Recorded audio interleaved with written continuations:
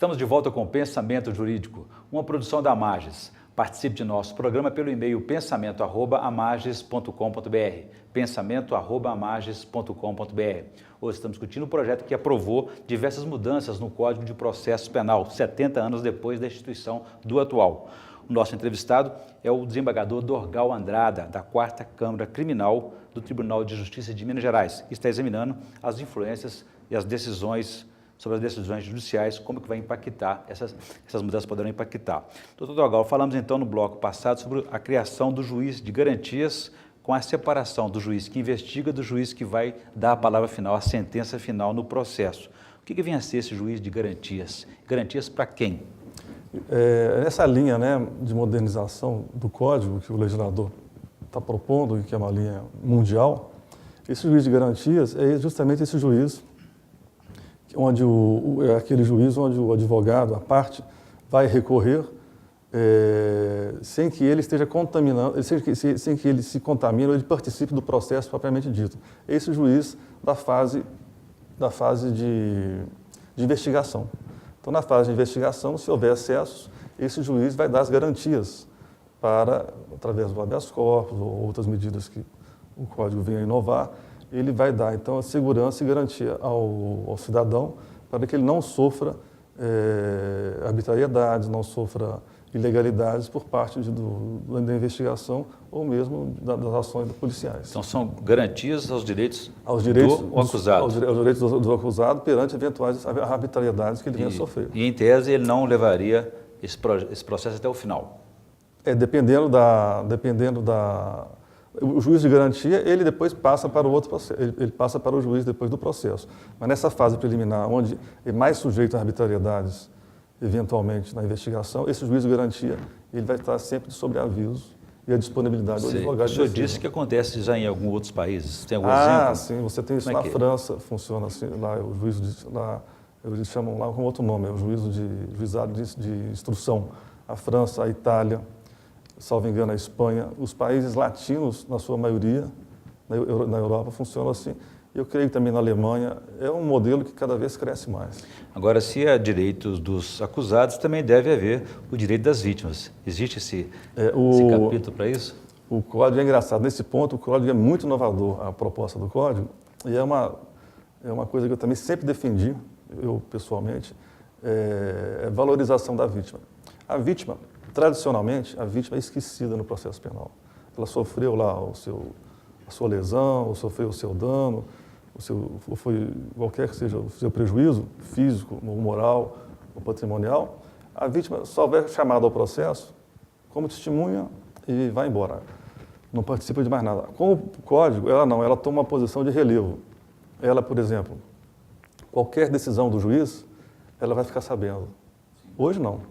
Hoje a vítima é esquecida. Então, se o juiz condenou, absolveu o réu, se soltou ou se mandou prender, a vítima ela fica sendo comunicada, o que é muito interessante até para nós juízes, porque nós estamos obviamente milhares, todas as vezes que nós condenamos o réu, muitas vezes mesmo, a vítima não sabe que o réu que a violou foi condenado. Muitas vezes fica sabendo, por ouvir dizer, mas muitas vezes não fica sabendo. E vem aquele velho jargão, não se fez justiça, não aconteceu em nada, o processo não acabou, e às vezes acabou e o réu foi condenado. Então agora não, passa a ser ela comunicada oficialmente, o juiz é obrigado a comunicar ela, se ele foi solto, se ele foi preso, se ele foi condenado, se ele foi a efetividade, a comunicação, a consumação do processo. E a valorização da vítima dentro do processo. Sim, entendi. Outra questão também que está sendo alterada é a aplicação das medidas restritivas de liberdade. O juiz terá outras opções agora, além de prisão, por exemplo? Isso também é uma grande inovação. Eles querem, o Código, também numa linha mundial, o Código ele quer permitir que a Justiça faça certas restrições ou punições ao condenado, de maneira que se evite cada vez mais que seja encarcerado aqueles que não mereçam ficar encarcerados, mas que merecem uma punição. Quais são as alternativas que teria a prisão no caso? Por exemplo, eles têm a alternativa que está juntamente com o modelo tecnológico, que é aquela da pulseira eletrônica, que ele fica sendo ele fica sendo monitorado, ele não pode sair da cidade, ou não pode sair do seu bairro, conforme a determinação do juiz. E aquela que ele fica proibido de trabalhar no serviço público, que também é uma forma de punição. Às vezes a pessoa presta serviços por terceirização ao serviço público, ele fica proibido disso. São várias formas de punição que eles estão trazendo agora a possibilidade do juiz aplicar e que antigamente não era permitido. E evita sobrecarregar também o sistema carcerário, né? Sobre esse ponto também, doutor Dorgal, uma medida interessante que é também a limitação das prisões provisórias, que é aquela situação aqui de encarcerar alguém que está sendo julgado, mas ainda não foi condenado, mas vai parar na cadeia. Isso é positivo.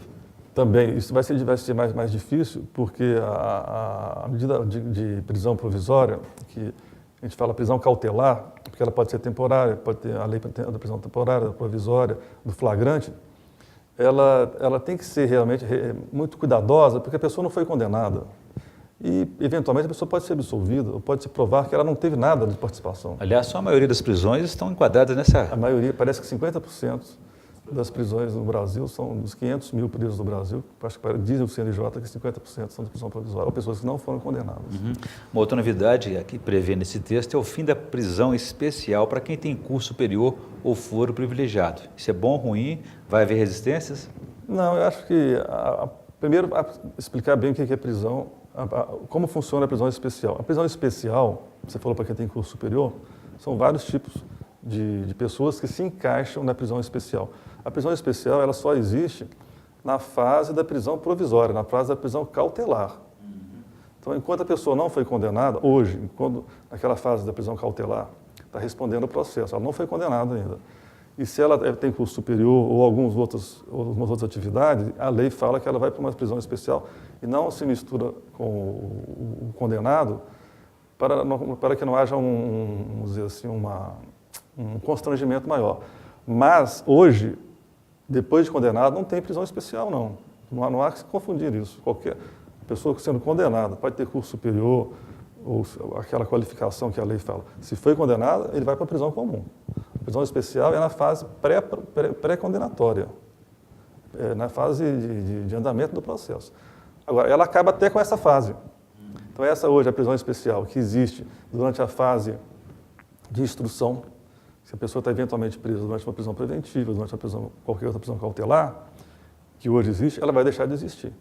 Isso é inteiramente salutar.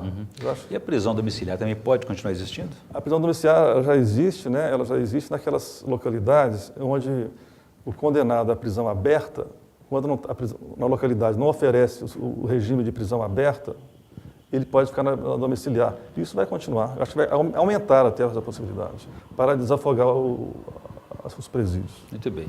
Doutor Dorgal, vou fazer um novo intervalo. Gostaria que no próximo bloco você falasse também sobre as mudanças que afetam o trabalho do Ministério Público. A gente volta em instantes.